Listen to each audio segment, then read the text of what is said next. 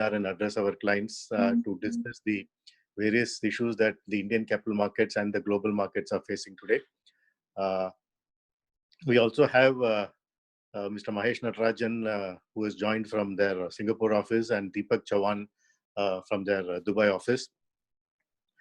As you are aware, friends, this is a part of a series of webinars that we have been doing over the last 1 month. And if you recollect, we have done a similar session on the Indian markets, and we followed up with a session on direct equity investments. And a couple of days ago, we had done a session on the global markets to our clients. This is this initiative is essentially to ensure that you are all up to date in terms of what is happening around in the markets and around the world. When we started our discussions a month ago, it was predominantly on the coronavirus and the sharp market correction that we had witnessed in the month of March. But now things are evolving, and if you see in the last 1 week, some of the critical things that have happened. One is the sharp correction and the negative rates that we saw on the oil futures of WTI, which sent the markets into a tizzy, and also recently in terms of some of the domestic issues that some of the debt funds in India, some of the fund houses are facing. So there is over every week we seem to have some issue or the other that is coming up in the markets, and the markets have also been reacting in a sort of a volatile manner over the last couple of weeks. So to understand all this and put us in perspective, we have I would like to introduce Mr. Sailesh Bhan, who is the Deputy CIO of Nippon India Mutual Fund. He has over 24 years of experience in equity research and fund management in India. Presently, he manages equity assets of close to $3.5 billion, and some of the popular funds that he manages are the Nippon Large Cap Fund, the Multi Cap Fund, and the Pharma Fund, to name a few. I would now request Mr. Sailesh Bhan to take over the proceedings. And before he starts, we would like to inform you that this will be followed by a Q&A session. So there is a Q&A box in your chat in your screens, which you can use to ask your questions, or you can also use the chat mode. We will take up briefly some questions after the talk by Mr. Sailesh. Please note that he will not be able to take any questions on stocks. He would take questions on sectors and markets on the whole. Thank you. Good morning to you all, and thank you very much for joining in. Thank you, Christian, for the background, and it just helps the context. Yes, in simple words, the world is changing, right? And I will try to attempt to address these issues as we are approaching it. It is one way seeing the world as a spectator, and another way trying to act and work in this environment. So I'll just take you through those 4 or 5 very important and essential developments which matter and count, and how we are approaching the markets and what are the possibilities which exist for the marketplace today. Let me put it simply, yes, there has been a reset in the world in the context that a development of coronavirus has led to a loss of business for about 1 to 2 months, depending on which geography you are in. Every crisis or every challenge is slightly different. So, you will have some differences between what was in 2007 and 8 or what was in 2000, 2001, where the tech boom collapse happened or the GFC happened in 2008. But I think this time it's a very different kind of an event. Hence, I will try to put across some differences which exist and the possibilities which can come out of all this. 2007-2008 event was primarily a function of significant over leverage, primarily a function of financial, I would say, mismanagement or financial excesses in the system which had happened, right? And today we are seeing what is happening is there is a loss, and in 2020 as we speak, what we are seeing is there is an uncontrolled health crisis which started with a lot of uncertainty and is now getting into some visibility of getting controlled and reduced. For example, in most places in the world, we have seen peaking of the healthcare issues. Like, for example, the number of cases which are coming up in most places have actually starting to peak and flatten out. Hence, there is a protocol or a mechanism getting into place to at least control this, not eliminate it totally, but control this. We think that given that this happened altogether, and this happened together at a point of time where markets were actually at all-time highs in the US, you saw a very, very sharp 30-40% reaction immediately. The response to this crisis is very different by the governments than the response to 2008 crisis. In 2008, the governments and the reserve banks of respective countries, or the Fed Reserve, responded. But it was initially considered a problem of Wall Street versus Main Street in 2007 and 8. Today, it is considered a problem which is not in the control of or not caused by human mismanagement, but caused by some external event like the coronavirus factor. And hence the responses are very sharp and very quick, especially if you see what has happened. The scale and degree of responses in most economies is actually huge.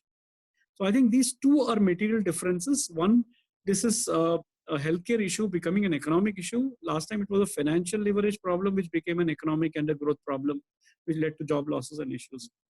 Why this distinction is important is the recoveries in both these cycles can be different, and the impact and damage caused by these cycles can be slightly different. Coming to the second factor, is what is the real business level impact of this development, and second is how long this can continue. In the first instance, when this started getting mainstream in February, mid to early March, the problem was there was no protocol in terms of how to isolate, treat, identify, test. Today, we are far better in terms of isolating, identifying, testing, tracing, quarantining. So I think this itself is reduced significantly the flow or migration or spread of the virus. As can be seen that the new cases, even in India today, the new cases are very, very limited in the context of what a typical spread factor of this kind of a virus can actually indicate. So there are now mechanisms, there are flows, there is now testing available. As we speak to you today, we have seen one company tie up with another leading company to develop tests which could be scaled up in lakhs, and this is an Indian manufactured kit. So all this is leading to a significant amount of semblance into how this whole thing can be managed. We think we are approaching, or we are getting closer to a period where we are able to see how this disease can unfold and how one can manage and contain this epidemic or pandemic. And the efforts which are on are virtually very significant. 79 companies in the world are working for vaccines. One vaccine is from Oxford, is already in human trials. So I think as we get into a certainty or improved certainty from where we stand, or a reduced uncertainty from where we stand, we think that some balance will come in terms of people viewing this as a problem which will get over in the next 12, 18 months, and evaluating businesses and evaluating businesses and other things very, very comfortably. Now let me just, so even in India, we have seen significant extent of contact tracing happening and solutions coming about. We think our ability to manage in a lockdown has been very, very good. And as we proceed, I think it is about how we reopen the economy from May 3rd, which will determine how quickly the economy comes back to feet.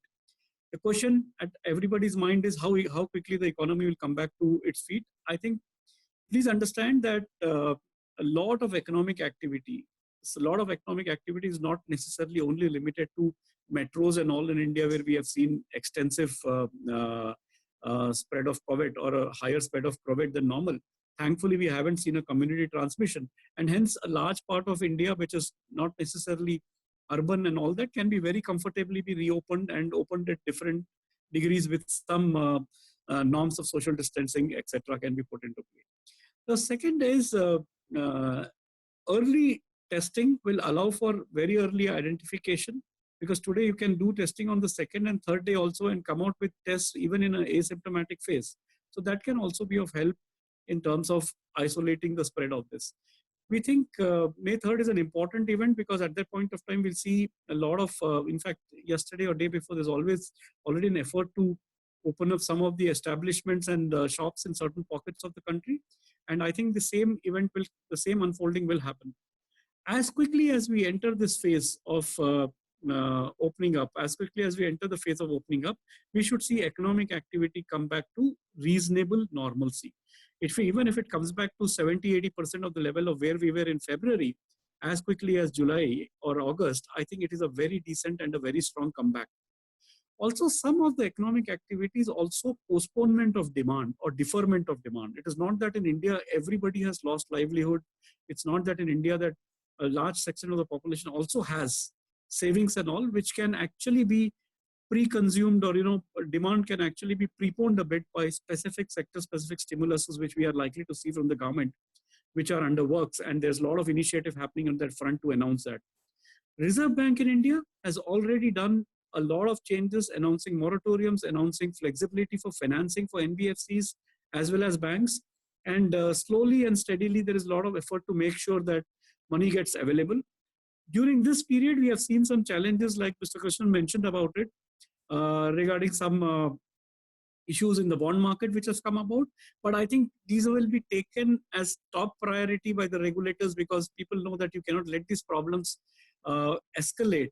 And we will see significant material action across these and many other issues to facilitate stabilization in economic activity, which I think will be visible to us maybe in the end of May or early June, when you'll have one full month of supply chain into the system and things working into play. Coming to our ability to invest, how much of money India as a country can spend on this whole crisis.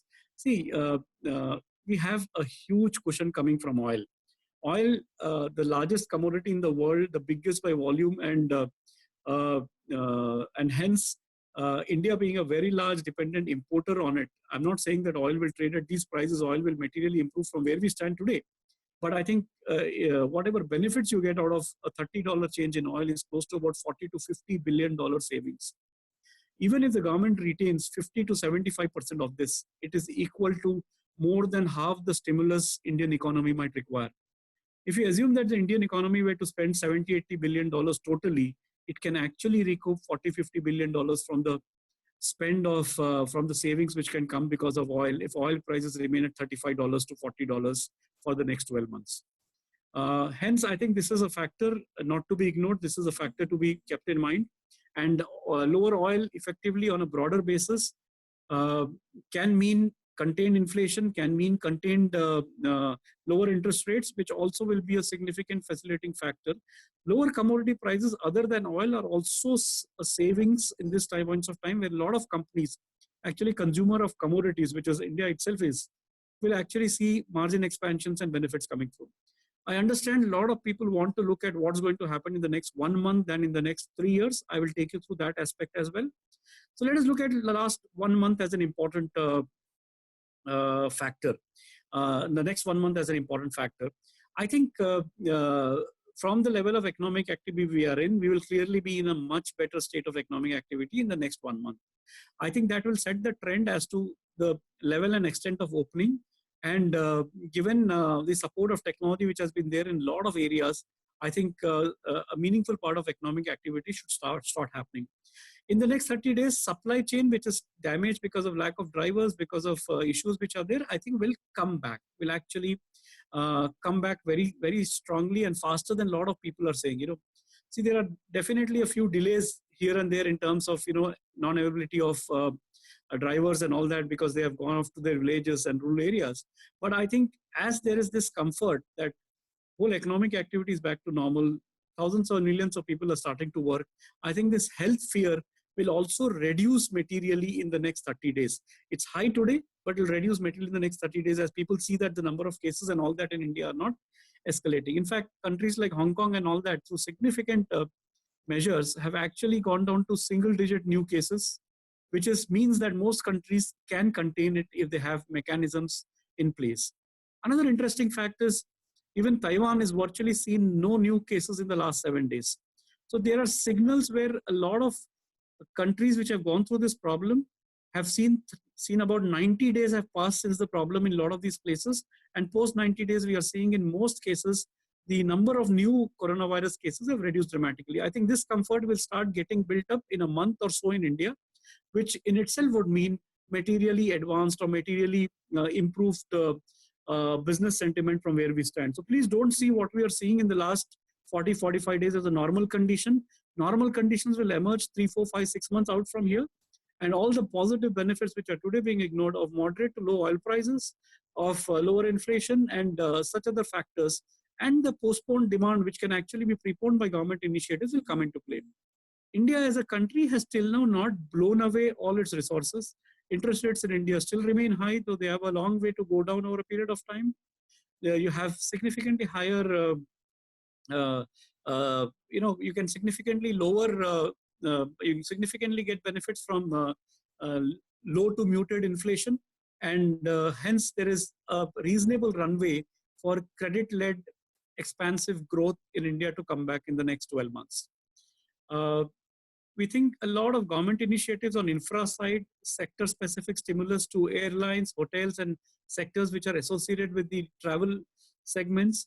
Direct benefit transfers have been happening now to a large cross section of India's population, and every single area is being addressed in different degrees. Large corporates have been made money available through the Reserve Bank windows. NBFCs are now getting money through selective windows which are there, which are available. So I think there is a lot of effort in each category, and India has not blown away all its resources. India can actually give sustained step-by-step stimulus in the next 3-4 months, and starting maybe as quickly as in this week to come back to a strong or a reasonably better economic activity. Even though there has been a rebasement of growth globally, since it's been a reset everywhere, I think we still remain a reasonably good economic activity country versus most other places. We hurt our economy a little more than usual because we completely stopped it for 2 months. I think this will help us possibly run the economy in full steam in the next 12-18 months, because we may not have huge health-related challenges which we have seen countries like US, countries like Italy, countries like Spain, and countries like England have seen through. So I think our approach has been more health first than economy first, and I think now we are getting into an economy first mode from health first mode, because the health issues seem to be contained, and I think that is what would mean possibly a much stronger recovery in our case over the next 12 months and 18 months. Coming to specific areas where some people have put across questions to address as well, I'll take them through as we get along.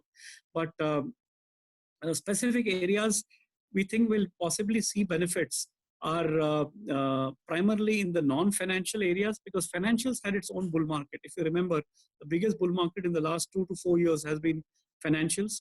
Primarily, they were moving in a manner where there was a bubble being created, and you had significantly higher valuations in the financial side versus the real economy side. Because of this, even in the index, you had 40% weight to some of these financial businesses versus just about 20-25% weight to pure economy businesses, which have actually not been doing well in the last few years, but today are at 5-year, 10-year low valuation. So we think leadership in this market is changing materially. The first example of leadership change was visible to you in what happened to pharmaceutical sector in India, which actually outperformed by 30 to 40% in a matter of just a month or so. I think some of these kinds of sharp moves will be visible in other sectors which are today underrepresented, underowned in indices, but are material part of India's economic activity, as I think real economic activity will gain precedence over pure financials, which had a great time in the last 3-4 years. So the financial sector, on the other hand, has two segments of two components. One, the banks, which have strong balance sheets, a very high operating profit, have ability to withstand the NPA problem which might ensue over the next 3-4 months, 6 months because of this particular crisis. And I think you will still have some leaders coming out there, but primarily a large number of businesses which have been in the old economy side, which would be auto, pharmaceuticals, oil and gas, public sector enterprises, utilities, and auto ancillaries. So all these areas will actually see materially different telecom, will see materially different levels of outperformance versus what we saw till now. And I think this is where a large amount of alpha opportunities can be attempted to be captured. Interestingly, one of the most, interestingly, if you just dissect the Nifty and see, nearly 25% of the weight of the Nifty, or less than 25% of the weight of the Nifty is in these interesting crises. So while the headline indices may not deliver so much, but you have enough possibility in many pockets of the market to counter and to actually get significant upsides which can be there, because valuations there are at 10-year, 15-year, 5-year lows, and especially at a point of time where most of these companies are sitting with a lot of cash on their books. They are financially well, uh, uh, financially very stable, and I think they will have enough ability to gain market shares. Another big trend which I talked to you last time when I was in Dubai was also the fact that there is a lot of consolidation happening in every single sector of India. COVID is one issue, but prior to that, because of demonetization, GST, bankruptcy code, Real Estate Regulation Act, and the NBFC crisis which India saw, I think the stronger businesses are getting stronger and stronger, and we are seeing that visible now across nearly 6 out of the 10 sectors. Most prominent to all of you is telecom, but it's visible in engineering, it is visible in banking, because virtually NBFC, which was 30% of India's lending, incremental lend, and maybe 60% of incremental lending also at one point of time in the last couple of years, is actually down. So the ability, or this consolidated ability, is also for better margins can flow into banking as well in select leading corporate banks which have strong current account and saving account balances. Select sectors continue to remain expensive because they are also less damaged. Like, you have seen the consumer staple sector, which has remained expensive, where earnings have not come in specific companies in those sectors. They have corrected 30 to 40%, and a couple of leaders have remained expensive there. But we are finding opportunity even emerging in those areas, because most of the companies, except one or two, have corrected or shown material correction of 30 to 40% over a period of time. Coming to the questions which are there on the pharmaceutical sector, yes, it is very interesting to note that this sector has come back after 4 to 5 years of, or about 3 to 4 years of difficult times. Our emphasis on this sector was primarily because the sector's earning had started to improve in the last 12 to 18 months. In fact, if you look at it, most companies have done enough cost-cutting measures. Problems in the US market in terms of pricing were coming down, and hence this sector was becoming more profitable than before. And because of the narrow markets which were there, this sector was not getting its due recognition. The weight of this sector had come down to just 3 to 4% versus 13% about 5 years back in the indices. And I think the journey of the rebound of this sector has started. We think this sector's earnings can actually double over a 4-year period or a 5-year period, because of benefits of currency also coming into play, because of benefits of better US pricing environment coming into play, and higher share of India business profits, which, as you know, is secular and consumer-like, which means that this sector is in a sweet spot for the next 3 to 4 years. And if currency benefits continue to flow through like this, I think this sector will get a very solid support in terms of growth for the next 3 to 4 years. And valuations, despite the rally, are reasonable. Yes, it is not as cheap as it was a couple of months back, but there is significant uplift in terms of earning expectation and certainty of earnings from this sector. Most other companies and most other businesses and sectors will see an impact on the April to June quarter, while pharma will see the least impact out of it, telecom will see the least impact out of it, and these sectors will be able to manage this or navigate the next 3-4 months much better, and maybe come out with earning visibility which is stronger than several other sectors like financials. Financial sector will see some earning related challenges for the next 2 quarters, which we have to be careful about. Now coming to big themes which can emerge out of this whole thing. See, India always had an opportunity to participate in the global manufacturing supply chain. In chemicals, in pharmaceuticals, India has participated. In pharma, India has become the pharmacy to the world, and has demonstrated skills to sell products in over 150 countries, has demonstrated to move materially from low value addition to high value addition products, and has beaten China at its own game in the chemical space, and has done very well in the pharma space. The same opportunity exists to do well in the chemical space, where you will find a lot of companies globally who are buyers from China want alternative sources. It is not that China's manufacturing will come down. Most countries would want to source something from other markets as well, so that they don't have complete dependency on only one country or geography to deliver, because we have seen 2 or 3 major crises in China in the last 3 to 4 years. The first major crisis was primarily the shift of production outside from main cities to suburbs or to different geographies in China because of high pollution which it was causing, and that led to disruption in global chemical prices. And the second disruption of coronavirus and the supply associated challenges which could have emerged from it. Now people and companies and businesses globally will look at many changes in the supply chain, and India, I think, is now ready and geared up for that. The government initiatives are also underway. For example, in electronics, government has started to give a substantial, a few thousand crore worth of subsidies for Indian manufacturing of electronics if they are going to increase value addition in India. In active pharmaceutical ingredients like in bulk drugs for pharmaceuticals, India has started already incentivizing people by giving significant benefits for setting up 100 crore, 200 crore, 300 crore investments in API. Likewise, we see many such sector-specific stimuluses underway. And India had also had a huge manufacturing tax cut. If you set up a new manufacturing capacity in India, till 2023, you pay only 15% tax till perpetuity, which is nearly half the taxation which people pay. So that is also likely to lead to a significant uptick in economic incentive to do manufacturing here. I think the next recovery, in the next 3-4 years, you'll start seeing material improvements in India as a manufacturing base for its domestic requirements, India as a manufacturing base for its export requirements, and India becoming possibly a very important hub in terms of economic activity, and maybe still way smaller than China in terms of scale, but I think can become a meaningful flow through to the system, which is a good thing to note. Coming to the benefits of COVID to specific to healthcare sector, which has been, I think COVID just lays an emphasis that healthcare will become the most important and discussed topic for the next 1 to 3 years in the country and in the world. This means that a large number of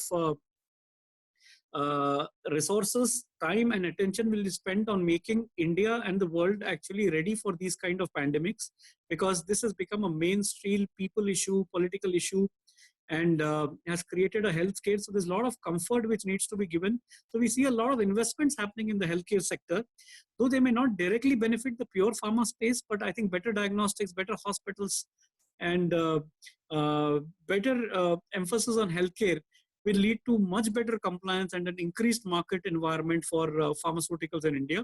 We also see increased emphasis on health insurance as we get along. Increased emphasis on health insurance as we get along. Let me now take a few questions which have come about in this, few other questions which have come about.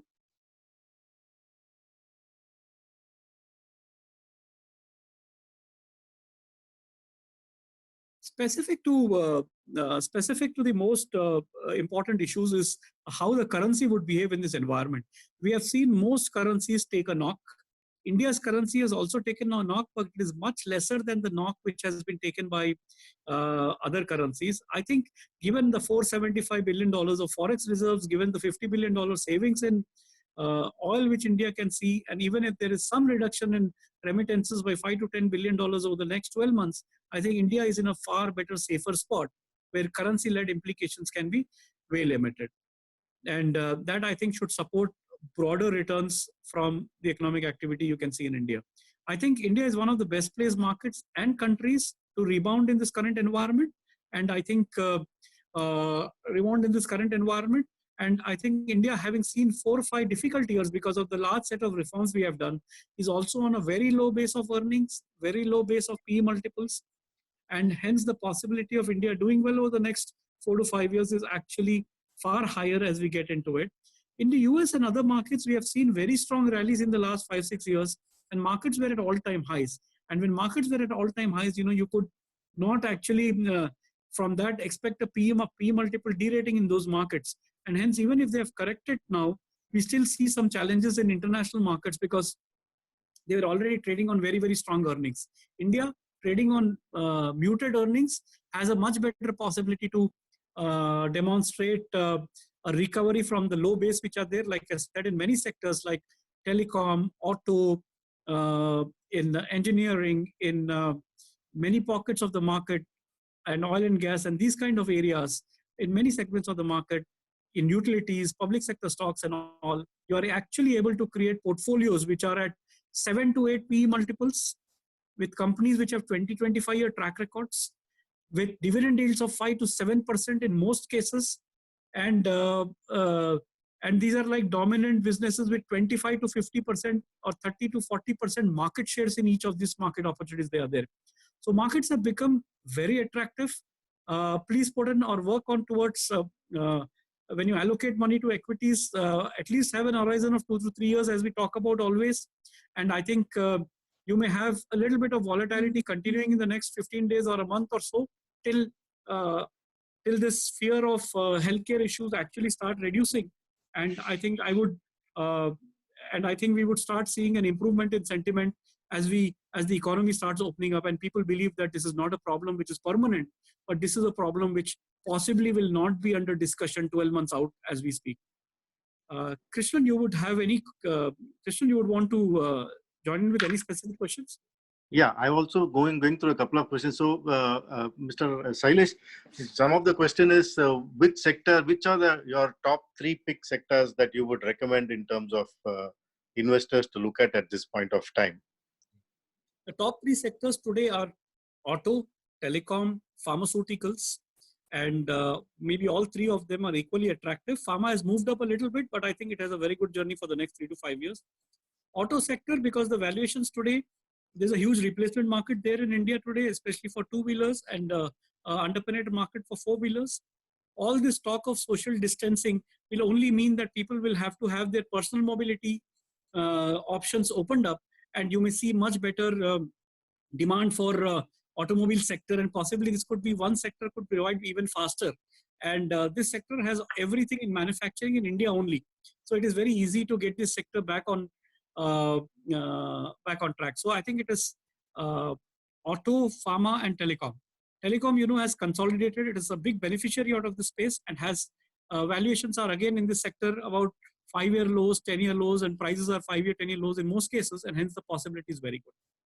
A lot of questions and concerns have come across because of the recent closure of schemes by Franklin Templeton. So can you please give your opinion and also in terms of how the industry is geared up to face this, and is there any more shocks that would emerge because of this? Not only because in other schemes as well, say in a balanced fund or in sort of a dynamic asset allocation funds of other AMCs. So a number of questions are flowing on those lines. So can you please give your thoughts and views on that? Yeah, see, COVID-19 had an unprecedented impact on general liquidity in the market. And there is mechanisms which are in place by the regulator, and they are working on it very closely to see that this is kind of handled.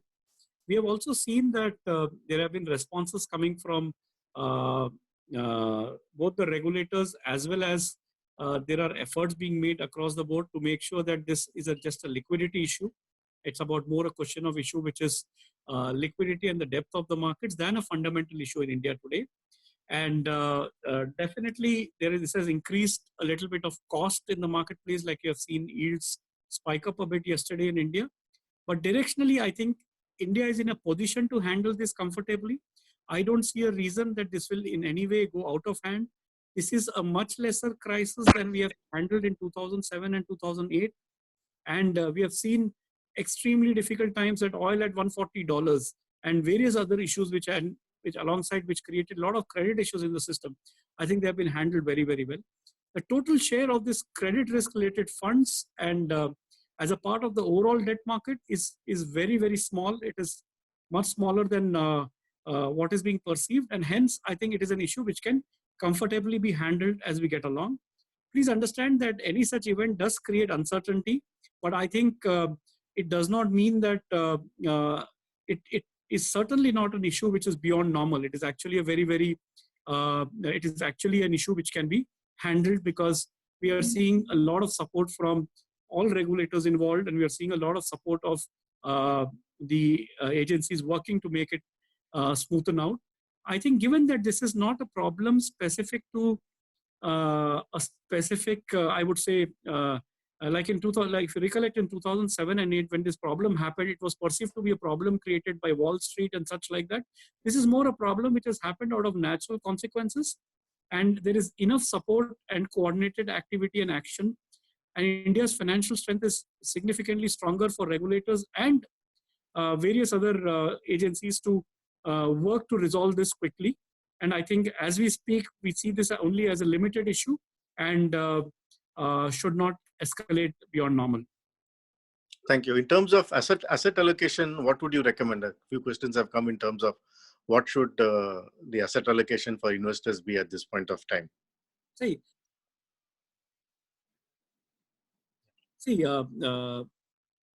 Clearly, investors just have to choose asset allocation in the context of what kind of time frame they have in mind for putting money into different asset classes. If they have a 3+ year horizon for equities, I think equities can start. Investors should hold a reasonable chunk of their portfolio in equities, and we believe that when we believe that the markets have retraced about 25 to 30%.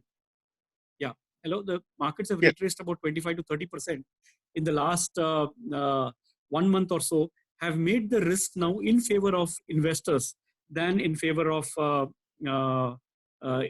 investors. And I think the possibility of increasing allocation to equities over the next 3-6 months is a very, very good case. In fact, investors who have till now participated in equities with, say, asset allocation which was appropriate to them could use the correction in prices, because at least this correction in prices will, investors should at least bring back the equity allocation to where it was in January for their portfolios.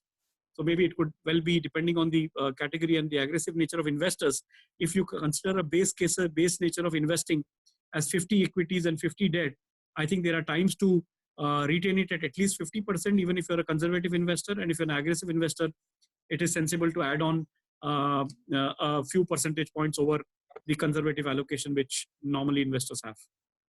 And a follow-up question is on gold and currency. So your thoughts and views on that, Mr. Sailesh. Yeah. Interestingly, currency has depreciated in India, but not to the extent where the world currencies have shifted.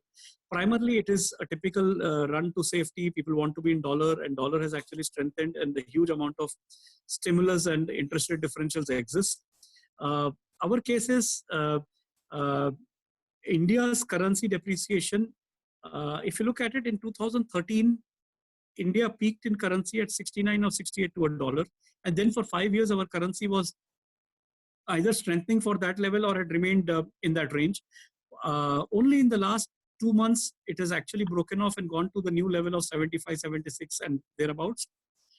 We think this depreciation is a function of more global adjustments of currencies than specific to India problems, because India still has the strongest forex balances, has the strongest macroeconomic advantages in terms of lower crude prices, which I mentioned, save $50 billion annually if crude remains at $30, $35.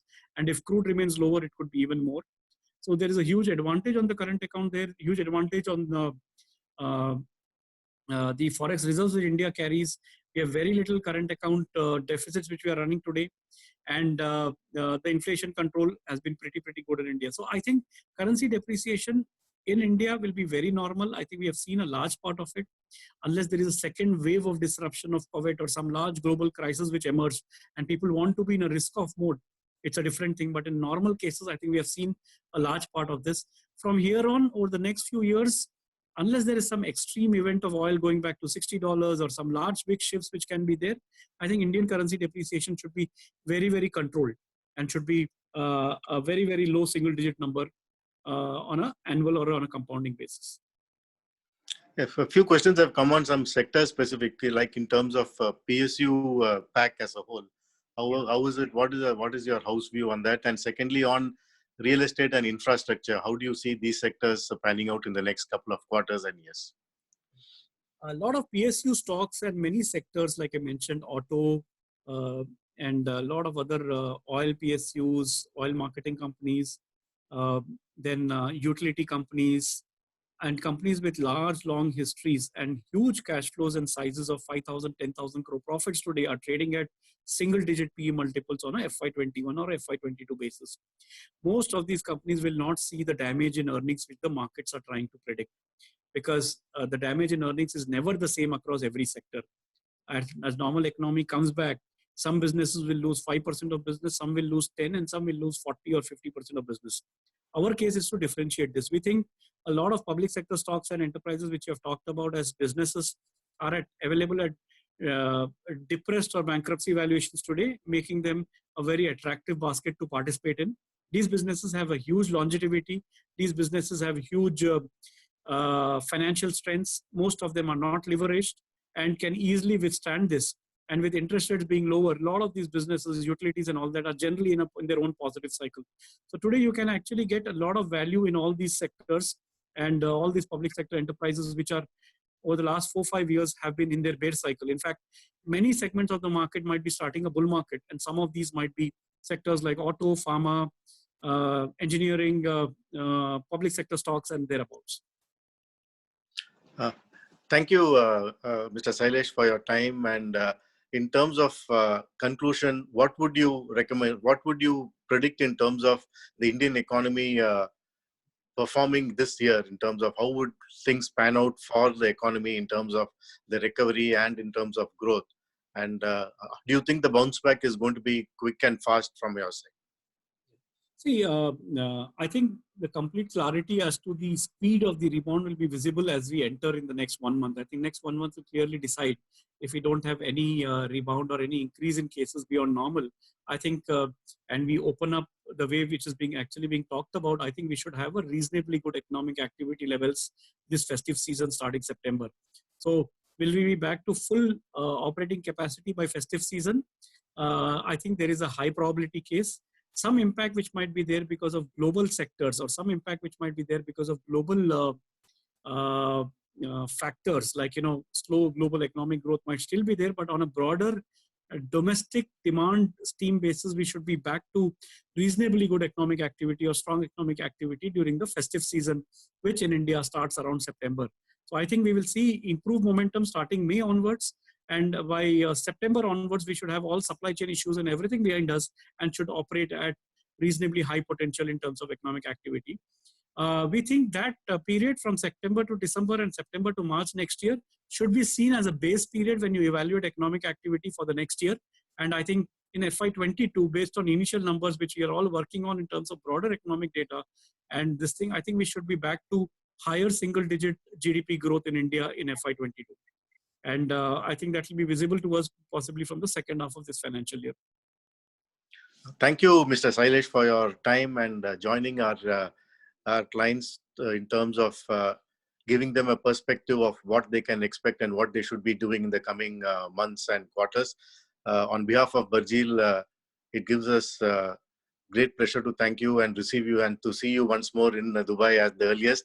And I hope that we will have some more such interactions going forward if required in the next few weeks as well. Thank you very much, Mr. Sailesh, for your time. Thank you. Thank you. Thank you very much, Shashu, for getting this organized. And it's a pleasure to interact with your team and your clients over the years. And wish all of you stay safe and healthy and participate in the rebound, which certainly will come in the next few quarters for all of us to gain from. Thank you very much, and thanks for your time. It was a pleasure interacting with you. Thank you, sir. Thank you.